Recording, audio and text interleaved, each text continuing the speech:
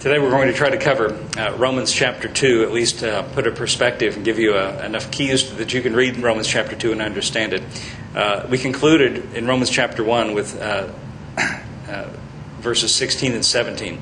Paul said the gospel reveals, by the gospel is revealed the righteousness of God. It's revealed how to be right with God only in the gospel. And it's revealed, Paul says, from faith to faith. In other words, the gospel uncovers. The word revealed is a Greek word, apokalypto, which means to take the cover off, to reveal something that was previously hidden. It was previously hidden how to be in compliance with God by faith, by the gospel. But now the gospel reveals it. And if you believe in Jesus and if you put your faith in the gospel, the message of Christ, then you're brought into compliance with everything that God requires. It's revealed to us by the gospel. Now we read a surprising thing in the next verse. I'm still in chapter 1, verse 18.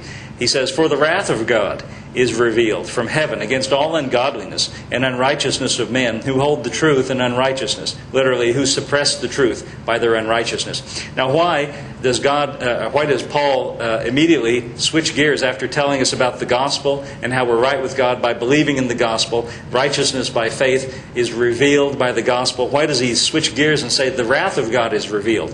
Well, his purpose now, after having given us the gospel in a nutshell, now his purpose in the rest of chapter 1 and in all of chapter 2 and the beginning of chapter 3 is to prove step by step, point by point, prove methodically to us that everybody needs this righteousness from God. In other words, so a person can't say, well, I don't need Jesus, I don't need the gospel, I can be good enough by my own efforts. He proves to us that that's not the case. And he says, first of all, the wrath of God is revealed from heaven. Now, the gospel is not meant to be a revelation of the wrath of God, but the way to be free from the wrath of God. When we read about the wrath of God, he says it's already revealed. Everybody already knows that.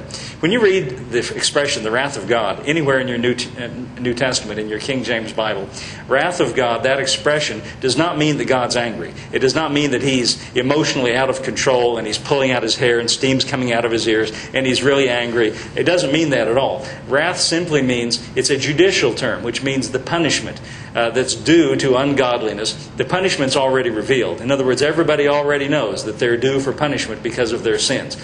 We don't need to go and preach and tell people that. Everybody knows that instinctively. I was even walking through a grocery store here in town one day, and I didn't engage this person in conversation. I just overheard this little bit of conversation. As I was passing the bananas, I heard someone going the other way. They weren't talking to me, talking to someone else. I just heard this little snippet of conversation as I passed by. And this person said, "If I don't change my ways, I'm going to hell." Well, that's just a revelation they had. They knew about the wrath of God. They knew they deserved punishment. They knew that they were guilty. That's why people like that need to have the gospel preached to them. Now, I wasn't at the grocery store to preach. I was there to buy groceries. But people know that they are under they deserve God's punishment already. So Paul says that the wrath of God, or the punishment due to sin, is already revealed from heaven against all kinds of ungodliness. And in the rest of chapter 1, he takes his time and explains point by point, especially the Gentiles, especially the outsiders, especially the Greeks in those days, who put a great premium on wisdom. You know, they had Plato and Aristotle and Socrates, and they had a lot of wisdom, and they were philosophers. And Paul talks about how far they really were from God, and how guilty people without the gospel really are. And he explains and goes into lots of detail, and you can read that if you want. And then when he comes to chapter 2, which is what we want to talk about today, he is going on and trying to explain that everybody needs the righteousness that comes through faith in Christ. And in chapter 2, he then begins to prove that religious people are also in need of the righteousness that comes through faith. Not just the outsiders, the Gentiles, who we can agree practice a lot of ungodliness, but even religious people who think they're right with God by putting their best effort into it. Look at what he says in chapter 2 and verse 1. "Therefore thou art inexcusable, O man, whosoever thou art that judges, for wherein you judge another, you condemn yourself. For you that judge do the same things." Now, Paul doesn't even have to take a survey and try to find out what people are doing. He just assumes, then he knows that everybody basically is in the same boat. And so a person who tries to be religious and point a finger and say someone else is worse than me, they're no better off. That doesn't make you better because someone else is worse. You're just as guilty as they are. Listen to what it says in the Message translation. The people we just talked about are on a dark spiral downward. But if you think that leaves you on high ground where you can point your finger at others, think again. Every time you criticize someone, you condemn yourself. It takes one to know one. Judgmental criticism of others is a well-known way of escaping detection in your own crimes and misdemeanors. But God is not so easily diverted. He sees right through all such smoke screens, and He holds you to what you've done. You see, Paul's purpose in writing, listen to me carefully. If you read chapters 2, the end of chapter 1 and all of chapter 2 in Romans, and the beginning of chapter 3, you need to keep in mind what the intent of Paul is. The intent to which he's writing is to prove that everyone is guilty, to prove that sinners are guilty, to prove that religious people are guilty, to prove that people sitting on the church pew are guilty, to prove that people in the synagogue are guilty, to prove that everyone's guilty. He sums up his argument, and I want to go into chapter 3 and give you the conclusion. If we go to the conclusion of the matter, we can understand what he's trying to say at the end of chapter 1 and all of chapter 2 and the beginning of chapter 3. And again, I don't have time to read all of that, but I commend it to you. You read it. Here's how he sums up this argument. It's in the middle of chapter 3. He sums it up this way in verse 10. Chapter 3, verse 10. As it is written, there is none righteous, no, not one. Now to me, that's pretty inclusive. That gathers up everyone. And Paul here says, here's the summation of the matter.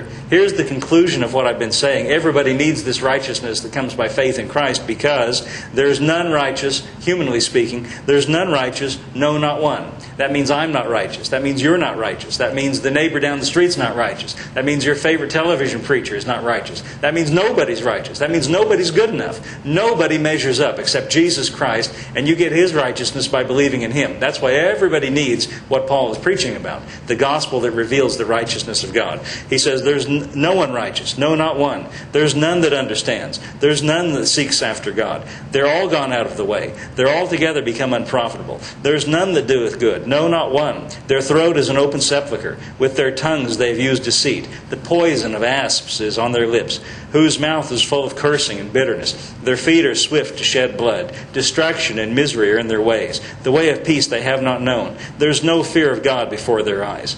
Now he is quoting from several of the Psalms and several passages from the Old Testament to make his point. And he says, you know what? What I've just read to you is universally true of everyone.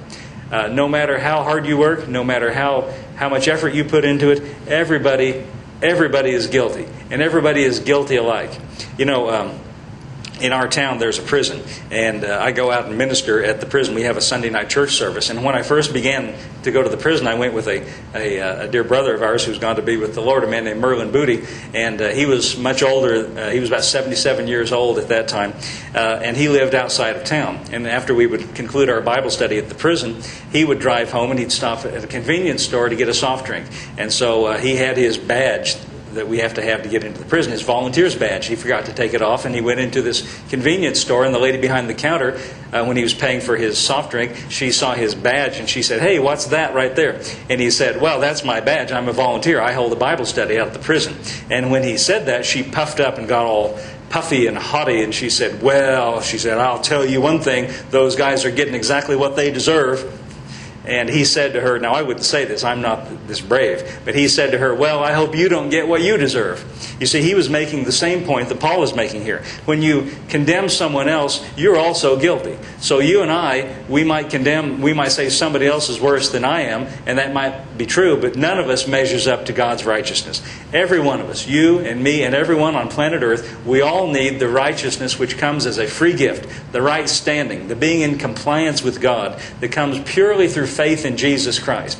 Not by something that you earn, not by something you work for, but it comes to you freely by believing the gospel. It comes to you free of charge, given to you by Jesus Christ. You become the beneficiary of His righteousness when you do nothing more than put your faith in Him.